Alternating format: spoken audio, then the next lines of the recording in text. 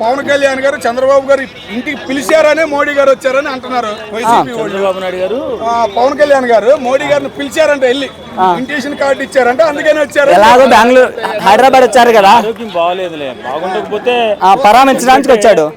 ఇప్పుడు మోడీ గారికి చాలా అభిమానం, సొంత తమ్ముళ్ళలాగా సొంత బిడ్డలాగా చూసుకుంటాడు కాబట్టి ఆయన నెల రోజులుగా ఇబ్బందుల్లో ఉన్నాడు కాబట్టి ఏదైనా తెలంగాణ రాష్ట్రం వచ్చినప్పుడు పలకరిస్తే బాగుంటుంది, ఆశీర్వదిస్తే బాగుంటుందని వచ్చారు. కానీ పవన్ కళ్యాణ్ గారు పిలుస్తారండి, ఆయన ఎందుకు పిలుస్తారు? బాగలేదని వచ్చాడు. అమిత్ షా గారి దగ్గరికి పవన్ కళ్యాణ్ గారు వెళ్ళారు, జగన్ గారిని అరెస్ట్ చేయమన్నారు, అమిత్ షా గారు ఒప్పుకోలేదు అని అంటున్నారు సార్. రోజు మాటలన్నీ మాట్లాడుతూ ఉంటారు. పవన్ కళ్యాణ్ అక్కడికి వెళ్ళమంటే నెల రోజుల నుంచి ఇంటికాడే ఉన్నారు కదా, ఫోన్ ద్వారా ఇప్పుడు జగన్ గారు అపాయింట్మెంట్ ఇస్తే, ఒక మాట చెప్తున్నా, ప్రధానమంత్రి అపాయింట్మెంట్ ఇస్తే లేకపోతే అమిత్ షా అపాయింట్మెంట్ ఇస్తే మన సోషల్ మీడియాలో వచ్చేస్తుంది కదా. వాళ్ళు వెళ్ళారు, అమిత్ షాని కలిశారు. ఫోన్ ద్వారా జరిగిన దానికి నాగేశ్వర అనేవాడు ఎవడో ఎడ్డిగాడు ఉన్నాడు కదా, వాడేదో మాట్లాడి చెప్పాడు. ఈ వైఎస్ఆర్సీపీ ఎడ్డివాడు ఒకడు ఉన్నాడు, నీకు తెలుసా? ప్రొఫెసర్ నాగేశ్వరరావు అని. ఆ ఎడ్డిగాడు ఒక కలగన్నాడంట, రాత్రి కలగన్ని ఒక పొద్దుని చెప్పాడు. పవన్ కళ్యాణ్ గారు, నాదెండ్ల మనోహర్ గారు వెళ్ళి అమిత్ షాని కలిసి అర్జెంటుగా జగన్మోహన్ రెడ్డిని అరెస్ట్ చేయండి, అరెస్ట్ చేయకపోతే మేము మా వాళ్ళంతా ఒప్పుకోవట్లేదని. ఎర్రి మాటలు వెకిలి మాటలు ఇంకా మారంటారా బాబు? 11కు పడిపోయినా సిగ్గు లేదు. 11 కంటే సింగిల్ గా రాలేరు మీరు. సింగిల్ పక్కన పెడ, సింగిల్ ప్రజల సమస్యల గురించి పట్టించుకోరు. ప్రజలకు దానం చేసిన దానం చేసిన వాళ్ళు పట్టించుకోరు. చేతగాని మీరు సీట్ తాగా సింగిల్ గా సూపర్ సిక్స్ మనిషి ఆడబెట్టారు తెలుసు అందరికి ప్రజలకి.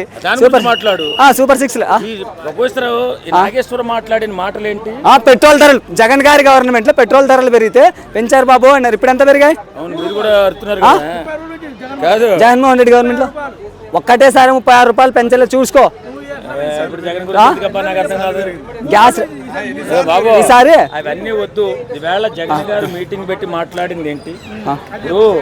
ఈవేళ ప్రెస్ మీట్ పెట్టి మాట్లాడింది ఏంటి? మాట్లాడవలసింది ఏంటి?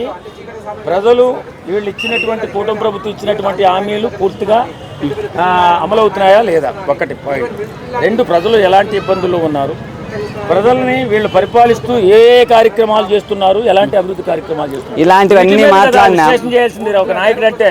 ఇలాంటివన్నీ మాట్లాడినా గుణపం గురించి, పిస్టల్ గురించి, దీని గురించి మాట్లాడేందా జగన్మోహన్ రెడ్డి? మీ వాళ్ళ ముందు ఎంత మాట్లాడినా చెవిటోళ్ళ ముందు శంఖం ఊదినట్టు ఉంటది కూటమి ప్రభుత్వం ముందు.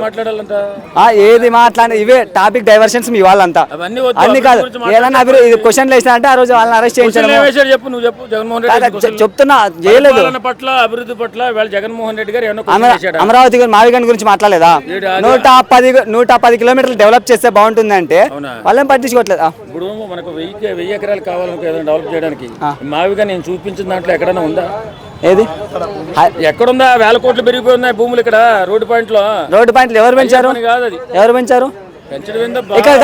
ఇక్కడ పెంచలేనప్పుడు 1,000 కోట్లు పెంచిన హైదరాబాద్ లో ఇక్కడ ఉన్నటువంటి స్థలాలు ఇప్పుడు మొన్న ఇక్కడ ఎంత ఉండేది? 10,000 ఉండేది, ఇవాళ ఎంత?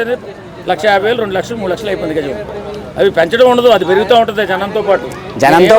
డెవలప్మెంట్ చేస్తాం అని చెప్పి తీసుకొస్తారు తప్ప అక్కడ ప్రజలు, ఆంధ్ర ప్రజలు ఎన్ని ఇబ్బందుల్లో ఉన్నారు, ఇచ్చినటువంటి 6 హామీలు కూడా అమలవుతున్నాయా లేదా, ఎక్కడ కాలేదు, అభివృద్ధి కార్యక్రమాలు ఎలా జరుగుతున్నాయి, దీని మీద మాట్లాడాలి కదా. ఎక్కువ మాట్లాడింది ఏంటో తెలుసా? ఫ్యాక్షన్ గురించి, గొడ్డల గురించి, గుణపం గురించి, పిస్టల్ గురించి. అవి మాట్లాడి తెచ్చుకోండి ఎందుకు? అవి మాట్లాడేలా తెచ్చుకోండి.